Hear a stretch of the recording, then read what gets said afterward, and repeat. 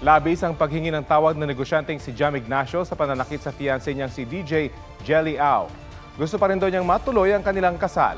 May exclusive report si John Consulta. Eksklusibong humarap sa GMA Integrated News ang negosyanteng si Jam Ignacio. Si Jam ay inaakusaang nambugbog sa fiancé niyang DJ at influencer na si Jelly Au. Inireklamo siya ni Jelly sa NBI at kalauna ay pinapasumpina ng mga otoridad. Pero hindi raw siya nagtatago. Naghintay lang daw siya ng tamang panahon para magsalita at humingi ng tawad kay Jelly. Sa mga kapatid, sa mga kaibigan, dito ako haharap sa inyo, maharap na humihingi ng taos-puso na sorry. Batay sa naunang salaysay ni Jelly, kinukuha niya yung buhok ko, parang kinukuha niya tapos ginaganon niya ako habang nagdadrive siya. Sa mata ko po, ganon din po. Kamao niya lang din po yung gamit. Yung ipin ko po na basag. paliwanag ni Jam, misunderstanding ang ugat ng away nila.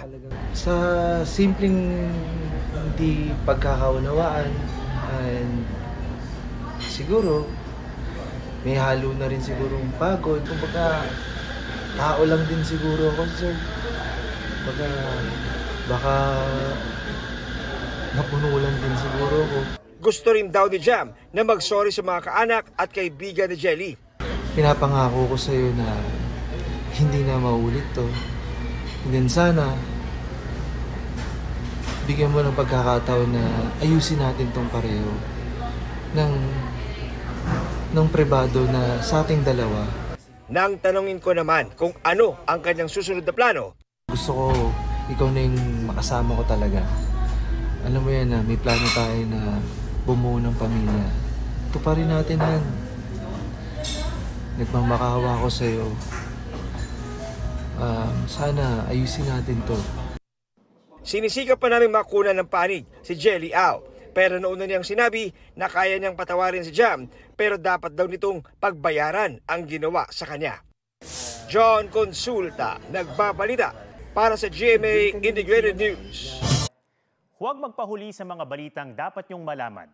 Mag-subscribe na sa GMA Integrated News sa YouTube.